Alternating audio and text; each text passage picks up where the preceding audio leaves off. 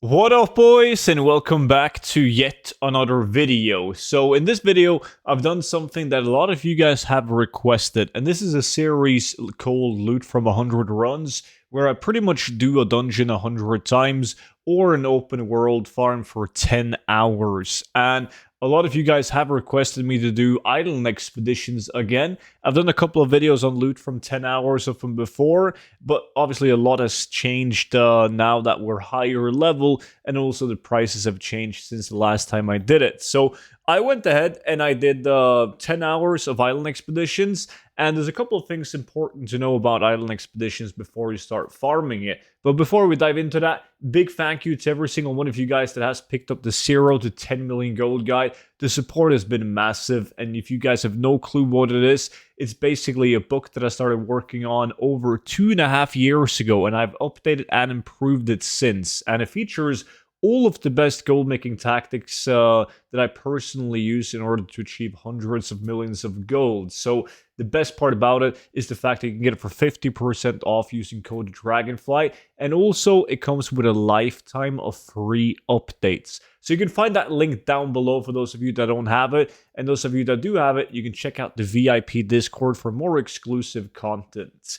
Now, one important thing to know about island expeditions, like back in the days, your loot was determined by the mobs that you killed, right? That's no longer the case. Each reset day, you will have a new set of maps and mob types that can spawn on that island, giving you different loot depending on which week, which island, and which mobs you kill. But it doesn't matter how you complete an island expedition, right? Another thing is that the vendor that you can use to purchase the bags containing even more loot, they also are on a cycle, so they change out every single week. And I'm going to talk a little bit about which boxes are the best to buy later on in the video. But these 10 hours are done over the course of 3 different resets. So I'm going to have a lot of items from different sets in this video right here. And I haven't done this together with anyone. Like in the previous videos, when we were lower level, I did it together with 2 people. So we would sign up for like a 3-man mythic island expedition. Now, we are level 70 now. It is insanely fast to do the dungeons yourself. And in order to queue up for Mythic yourself, instead of clicking on the table, you just talk to the NPC behind the table, and you can do a private tour on a Mythic island. That being said, though, even though you kill the mobs extremely fast and you can just pull the entire dungeon, it's still faster to bring people, because you can just spread out. One guy take a right, one guy take a left, and one guy focus on the middle, like the center of the island, and you will clear the islands in like 2 minutes. It's extremely, extremely easy. But doing it solo, you're still going to clear the islands in like 5 minutes, averaging like 150-ish of the currency. The sea farers the balloons, which is needed to purchase the containers. So what loot did I get? Obviously, a lot of battle pets. None of the battle pets that I received are sadly like any really good. Like I caged all of the battle pets that are like 500 gold up to a couple thousand gold each, but I didn't get any of the bigger items. So if I filter this by not collected, an island expedition, you can see that there are some battle pets from island expedition that has a decent market value, where the ghostly whelpling and the Vorakar leecher being the best ones you can get from the island expeditions. I, however, did not get those though. I think my best item is probably the parrot that I got, Poro, right here, which is 2.5k in my realm, followed by Scritches at 2,000 gold. But battle pets is not really where the gold is made. Like, there's a bunch of these that I cannot even add to my collection because I already have 3 of them learned, and they're so bad I can't even be arsed to post them, so I'm just gonna delete them. In terms of transmog items, I tried to collect all my transmog items before buying the boxes, which we're gonna do in this video. But in these bags right here, so you can see I got some Tomb Keeper. Some of the weapons are less than 100 gold each, so there's not too many interesting items in terms of weapons. I did get the Plundered Molten Reaver, which is a really cool weapon, selling at 12,000 gold right now. And then you guys can see the value with my my TSM. Like the best item so far being the weapon. This bow right here is nothing too much to brag about. 5,000 gold in my realm. I did get this one though, the Head Shrinker's Vestment, which is low compared to the market value in my realm. It's only 55k, but it has a reach and sales average of 80,000 gold.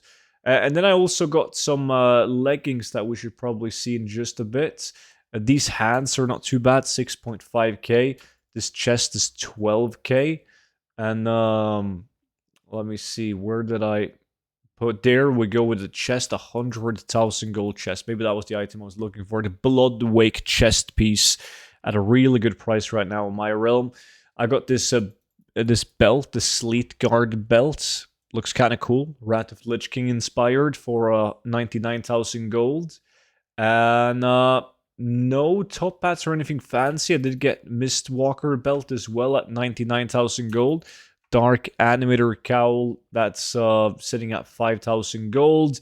And that's pretty much it in terms of transmog. Now, when it comes to spending your currency to buy the boxes, that's where usually the majority of your gold is made, right? So basically what I do is I take a look at the options that you have each week, and then I take a look on Wowhead just to take a look at the overall loot table in those boxes. So you can see this blue one for 120 Seafarer's doubloons, and I can take a look at and see what it contains, and I can say, okay, it contains a bunch of plundered weapons, but they all do, right? But the main set you can get out of this one is the Murgle set. So if I go in the auction house and I take a look at the price on my realm, because remember, these prices will vary depending on what realm you play on, I can search up the Murgle set, and I can see that it is really bad. Well, there's not even an item at above 10,000 gold, so I'm obviously not going to buy that one.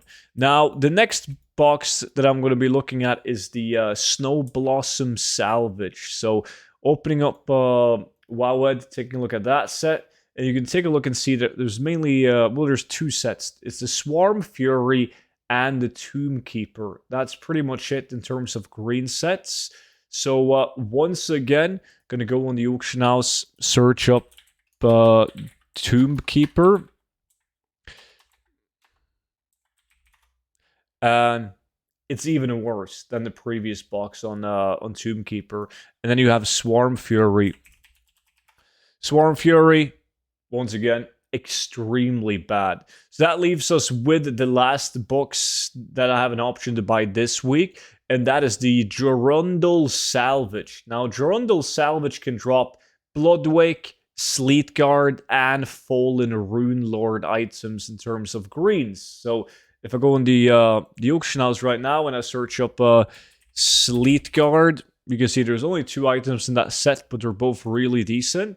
And then you have Bloodwake, which is, once again, there's some pretty decent items on the Bloodwake set. And then the last one is the Fallen Rune Lord set, which is at least better than the other boxes. So the natural choice right here is to buy the the Jorundel Salvage. However, I mean, I would be better off waiting until a better week, because I could buy something like the Firekin set, boxes that can have the Firekin set, and that would be way better overall. And there's a bunch of other boxes with better green sets, more value. You can buy green bags that cost less than 150. And overall, I think this week, when this video was recorded, offering only these boxes is a relatively bad week. But for the sake of the video, I'm going to go ahead anyways and buy the best option that I have. But I would not recommend you to just be eager to buy something just because you finished off the week, right? It would be way better at this point to wait. But we're going to go ahead and then we'll open up these boxes and see what we get. So the first one I got, actually that's really good. That's probably the best item I can get, and I got 2 of them. The Plundered Blade of the Northern Vikings, which is it used to be extremely high in demand weapon, this one right here, because it does actually look really cool. It's a really big sword, They at some point went down to like 5,000 gold each, but they have recouped their value. So that box alone gave me 100,000 gold on my realm in just the two-handed swords, and then I also got some bracers for 5.5k. Next box, Bloodwake boots for 10,000 gold and double Sleetguard war boots for 40,000 gold each. So that's like 90,000 gold in the next box, right? Another one, once again, another blade for 50k, a 60,000 gold chest, and also a belt for 6.6k. So we're making some really good gold right now. Next one is a battle pet, 10k boots, 3.4k belt. That's definitely not something to brag about. We got 11k feet, 3.5k waist. Not that good. And then we got the shoulders. Those are nice. 26k. And then, once again, another blade. And then we have another salvage crate with a reputation. Screw that. 56k belts. There's none on the auction house, though. None up on the auction house. So we'll see how much I managed to sell this belt for. And then the last box of them all, giving me shoulders for 7.5k and these legs at only 3,000 gold. So now we're going to be taking a look at the total amount of gold that I made running 10 hours of Island Expedition. So I have the add-on called Bag Appraiser, which pretty much allows me to just hover above this icon on the map. And it's going to tell me the total value, which right now is 923,000 gold in my bag. So that's 92,000 gold in market value. Now it is set to min buyouts. I can take it on market value as well. It's not going to do that much. They're pretty much the same right now because these items are pretty good. Like the thing is, most items from Island Expedition, as you can see, are a unique appearance. Like they don't share an appearance with any other item, so they're relatively easy to sell. You can also tell that naturally by the sell rate of the items. But overall, I think I got saved with a lot of those blades. How many did I get? 4 of those blades. That's 200,000 gold. Okay, even without them, the gold per hour would have been really good. So the conclusion is the same as last time. Island Expeditions are still extremely good to do, even solo. With that being said, that's pretty much it for today's video. If you enjoyed it, make sure you subscribe to the YouTube channel and you'll be notified whenever the next video goes live. And of course, take a look at the 0 to 10 million gold guide if you don't already own it. If you do, you might want to take a look at the VIP Discord, which you can read more about in the link down below. But until the next video, thanks for watching. Bye-bye.